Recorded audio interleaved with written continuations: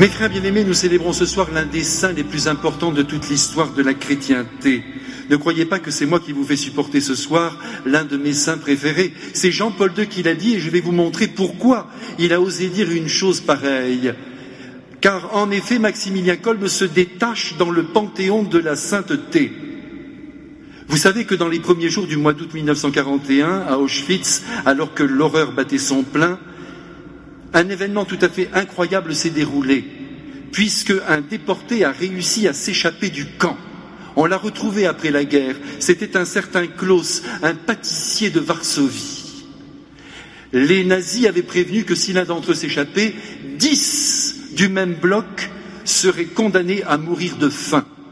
Et c'est ainsi qu'au tout début du mois d'août, sur le grand terre-plein d'Auschwitz, et vous avez sans doute devant les yeux ce lieu infâme, tous les habitants de ce bloc, déjà décharnés avec leur habit de déportés, ont été placés en plein soleil.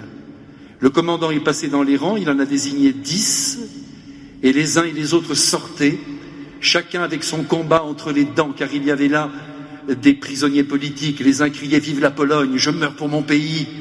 Mais il y eut un homme qui était là, qui était effrayé par le sort qui l'attendait. C'était le sergent François Gadjonitsek. Il était marié, il avait des enfants, et il s'est écrié « Ma pauvre femme, mes enfants, que vont-ils devenir ?» Et c'est à ce moment-là que le père Kolbe, qui faisait partie de ce bloc, mais qui n'avait pas été désigné, est sorti des rangs et s'est pointé devant le commandant du camp. « Qu'est-ce qui me veut, ce cochon de Polonais ?» a-t-il dit. Le père Kolbe a répliqué « Je suis prêtre catholique, je veux mourir à la place de cet homme. » Le commandant aurait très bien pu ajouter « Eh bien, tu feras le 11e. » Mais non, il a permis que le père Kolbe remplace ce jeune père de famille. Et c'est ainsi, mes frères, que le père Kolbe, et ce que je vous dis là, c'est Jean-Paul II qui l'a affirmé, a posé un geste analogue à celui du Christ. Le Christ est mort par amour, d'accord. Maximilien Kolbe est mort par amour, mais le Christ, en son humanité, a pris la place de toute l'humanité déficiente. Et le père Kolbe a pris la place d'un homme et est mort à sa place. C'est en ce sens qu'il ressemble étrangement au Christ. Il a vraiment vécu ce que Jésus nous demande de vivre nous tous les jours. Il n'y a pas de plus grand amour que de donner sa vie pour ses amis. Le père Kolbe ne connaissait pas le sergent Gadjonitsek, mais il était son ami de cœur, tout simplement parce qu'il aimait tous les hommes avec l'amour du Christ. Nous faisons de l'amour uniquement une affaire de sentiment. Je ne dis pas que ça n'existe pas, il est évident que là, nous serions dans le cas d'un amour d'amitié, comme un mari aime sa femme, comme des enfants aussi aiment leurs parents. C'est grandiose, mais il ne s'agit pas de cela. Jésus vient éduquer notre cœur pour que nous aimions comme lui, dans une gratuité absolue, sans attendre d'un quelconque retour. Ça, c'est l'amour chrétien, mes frères bien-aimés. C'est l'amour à son sommet. C'est celui qu'a vécu le père Maximilien Kolbe et que nous vivons si peu dans nos vies. Ah, quand ça nous fait plaisir, là nous aimons. Quand nous recevons en retour, là nous sommes heureux. On sent que ça bat en nous, n'est-ce pas, mes frères bien-aimés? On est heureux, on dit, oh là là, c'est merveilleux, quel lien merveilleux nous sommes en train d'établir. C'est très bien tout ça, mais c'est naturel. La grâce de Dieu peut se faufiler dans les plus belles amitiés, et Dieu sait si elle le fait volontiers, mais Jésus nous appelle à aller plus haut et à aimer gratuitement l'inconnu qui a besoin de notre soutien, de notre aide, et peut-être même de notre vie. Qui donnerait, ne serait-ce qu'un de ses organes majeurs, à un inconnu? Eh bien, je suis sûr qu'ici, nous aurions tout faux, tous ensemble, prêtres compris, parce que nous sommes des égoïstes, parce que nous ne sommes pas encore rentrés dans cette dynamique fondamentale de l'amour que Jésus est venu nous enseigner du haut de la croix, car il est mort pour des êtres qui ne le méritaient pas. Et je veux parler de nous. Qu'il y ait de belles amitiés dans notre vie, mais il le faut, et c'est grand. Et j'espère que personne ne mourra sur cette terre avant d'avoir vécu cet échange merveilleux avec deux yeux qui vous aiment. Mais le Christ est venu pour plus grand encore. Il nous demande d'éprouver un amour profond pour celui qui est devant nous et que nous ne connaissons pas. Il veut que nous travaillions à son propre bonheur. C'est ce que le père Kolbe est venu nous enseigner en mourant comme un chien dans le lieu le plus terrible du XXe siècle. Il est notre exemple, nous devons l'admirer par-dessus tout, comme nous admirons le Christ. Et il faut absolument que nous aussi nous entrions dans cette dynamique. Et vous savez pourquoi Maximilien était capable d'aimer dans cette couleur de folie? Eh bien, je vais vous le dire pourquoi. Parce qu'il vivait une intimité d'amour avec la Sainte Vierge. Et qu'il a passé sa vie, vous le savez, à la regarder, à la contempler, à la prier, à déceler son mystère personnel. Il disait toujours, si tu veux savoir quelque chose sur l'Immaculée, ne va pas lire des livres. Mets-toi à genoux et demande-lui, qui es-tu, Immaculée? Et elle te le dira. Et à force de l'aimer, évidemment, de la voir vivre dans le Saint-Évangile, de repérer les paroles aussi que Marie nous a laissées, car vous savez que dans l'Évangile, il y a 7 paroles de Marie. Et s'il y en a 7, c'est parce qu'il y a un grand mystère, pas une de plus. Ces 7 paroles disent tout son mystère. Eh bien, le Père Kolb a passé sa vie à l'aimer, à l'admirer, à l'aduler, à la vénérer, et à essayer de comprendre qui elle était. Et soudainement, il a compris qu'il y avait un lien tout à fait unique, et c'est là qu'il apporte quelque chose de grand à toute l'Église. Il a compris qu'il y avait un lien tout à fait unique entre Marie et le Saint-Esprit. Or, vous savez que toute la vie chrétienne, mes frères, consiste à vivre sous le souffle de l'Esprit Saint. C'est ça notre vie. L'Esprit Saint nous est donné pour nous éclairer, pour nous illuminer. Notre affaire religieuse n'est pas qu'une affaire de devoir. Nous devons écouter la voix de Dieu qui résonne en nous, car elle peut résonner depuis le jour béni de notre baptême où nous avons reçu la grâce de Dieu. Le Saint-Esprit est en nous et c'est à nous de l'appeler. Et le Père Kolb a compris qu'il y avait un lien unique entre Marie et le Saint-Esprit, et que si nous voulions vivre du Saint-Esprit, il fallait qu'on vive avec Marie.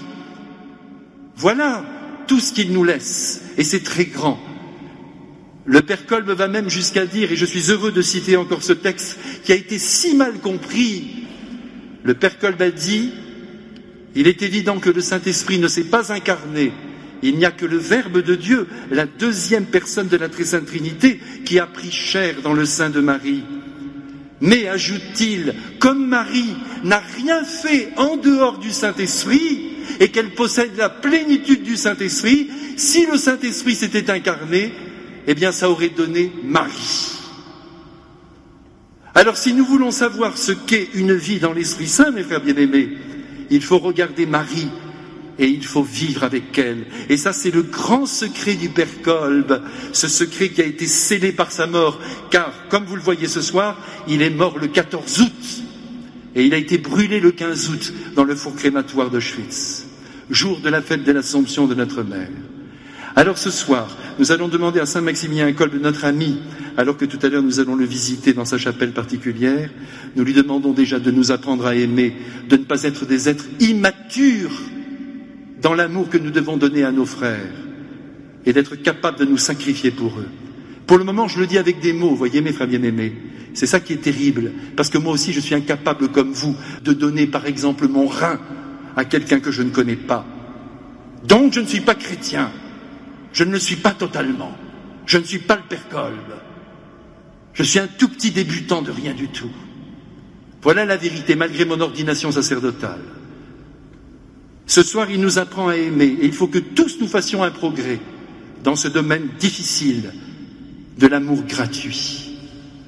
Et vous savez, le Père Kolb, non seulement il a aimé à Auschwitz d'une manière tout à fait unique, très souvent il donnait sa soupe aux uns et aux autres, il disait, toi tu es jeune, il faut que tu vives, alors que lui n'avait que 47 ans, il faut que tu vives, allez, mange ma soupe.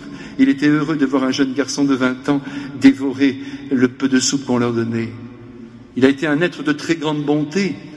Quand il était dans la cité de l'Immaculée qu'il avait fondée, je ne vous donne là que quelques petits exemples de rien du tout. Il faudrait passer des heures à parler d'un homme si extraordinaire. La nuit, il avait repéré dans la journée qu'un de ses frères avait sa bure déchirée. Il filait dans le dortoir, il lui prenait sa bure et il lui recousait dans la nuit. L'amour gratuit, l'amour simple. Et un jour dans ma vie, j'ai eu le bonheur de rencontrer, entre autres, une religieuse qu'il avait bien connue quand elle était toute petite. Elle est morte maintenant, bien sûr. Alors vous pensez bien que quand j'ai su qu'elle l'avait vue, je suis allé vers elle pour essayer de retrouver quelque chose du Père Kolb qui n'était pas écrit. Et elle m'a raconté très simplement que Elle avait su dans son village paumé de Pologne qu'un prêtre extraordinaire au service de Marie vivait à Cracovie. Alors elle s'est rendue un jour, après avoir marché sur des kilomètres, dans ce couvent. Et quand le père Kolbe l'a vue arriver, il lui a posé 2-3 questions. « Mais d'où viens-tu, ma petite enfant ?» Elle lui a dit « Je viens de ce village perdu et je viens pour vous voir. » Eh bien, le père Kolbe, qui ne manquait pas de travail, vous le savez, passait sa vie à travailler. Aujourd'hui, on n'a plus la mystique du travail, alors que ça, c'est quelque chose aussi de très grand, qui signe la présence de Dieu dans un être.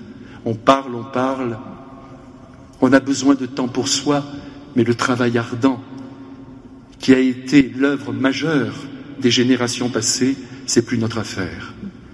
Enfin, c'est pas grave, vous êtes en vacances et vous faites bien. En tout cas, laissez-moi vous dire que le père Kolbe a tout arrêté. Il a pris cette petite fille, il l'a amenée dans un parloir, il s'est intéressé à elle. C'est elle qui me l'a dit. Il lui a posé quelques questions sur sa famille. Il lui a demandé « Est-ce que tu as mangé quelque chose ?» Elle lui a répondu « Non, depuis ce matin. » Il a fait venir un peu de thé, quelques biscuits, et le grand saint et la petite inconnue sont restés ensemble pendant 2 heures. Et à la fin, il lui a dit « La prochaine fois qu'on se verra, ce sera au ciel. » Alors moi j'ai dit à cette petite sœur, vous vous rendez compte, un saint qui vous a dit, la prochaine fois qu'on se voit c'est au ciel, mais vous êtes sûr d'y aller? Oh, elle m'a dit, c'est pas sûr du tout. Il faut encore que j'aime encore. Et je n'ai jamais oublié cette phrase.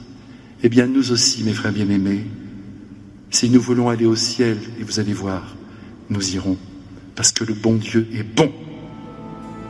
Il faut encore que nous aimions encore.